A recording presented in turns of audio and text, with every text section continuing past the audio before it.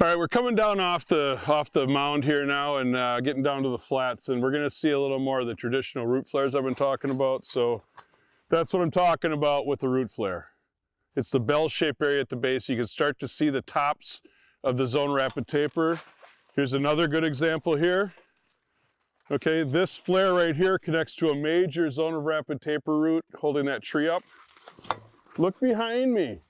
If you doubt me, go out to the forest, whether it's your parkland, but it's got to be forest land that grew naturally, not planted by a human. So look at these. Look at the flares on these trees. When we talk about the zone of rapid taper, it's the first 3 to 6 feet from the base of the tree. So this is 6 feet. So 3 to 6 feet from the base of the tree is the typical zone of rapid taper. And that's where we get 95% of our structural support in normal conditions, average trees, okay?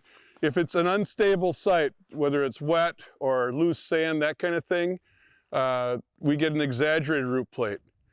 If you're driving on the highway and you see a swamp out there, trees in the swamps and the riparian areas where we get really wet, it's spongy, so dynamic loading from wind on the tree will stimulate an exaggerated root plate. Some of those root plates you're going to see are over 10 feet high sticking out of the ground when they tip over.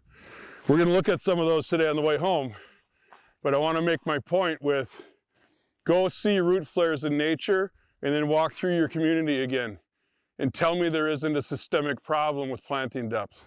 All right, I've talked at length about the root plate and the zone of rapid taper. I'm standing on ice right here. So this big white pine blew over. This is a very high water table. Look at how pancake flat this root plate is. We talk about oxygen. The roots have to have oxygen. The root plate shows us. What Zach's showing us here is we got a 9-foot radius on the zone of rapid taper for this big white pine, and it still failed, but that's that exaggerated root plate. We're good, Zach, thanks. So here's the zone of rapid taper behind me. When I talk about driving down the highway and seeing natural trees from the forest that tip over in a storm, that shows you the circular nature of the root plate in the zone of rapid taper. This is where it failed is the end of the zone of rapid taper. So when we talk about planting and transplanting, we did one in Madison yesterday. We moved a catalpa on site. We wanted to get 100% of the zone of rapid taper. That's where the stored energy is. These big structural roots at the base of the tree have the storage area. 2 to 3 years of stored energy in here on a typical tree. Look at this thing going out. Let's move over to this side. I want to show how pancake thin this root system is. The depth of this root system, this zone of rapid taper, the root plate, is about 12 inches deep. This is the root flare that I talk about. Okay, here's the flare at the base of the tree connecting to these spokes of the wheel, these zone of rapid taper roots. Major structural roots, 1, 2, 3. I would bet if we could lift this thing, we'd have about that, on that top end, that 12 major structural roots around the base of this tree because it's an unstable site. Because for the life of this tree, dynamic loading of the wind kept it rocking and tipping and moving, so it kept building this system. And ultimately it failed.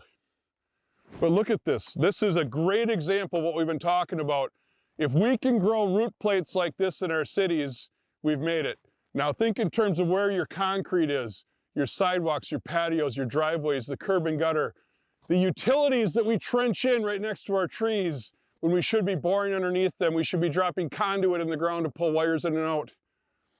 This system is the key to success for all trees, especially for our urban trees. We need to respect this zone. When you buy your legacy trees, we're bringing you a 9-inch deep root system in an exaggerated wide flat package with the roots and the root flare at the proper depth in that package, and they're going to explode at your property, guaranteed.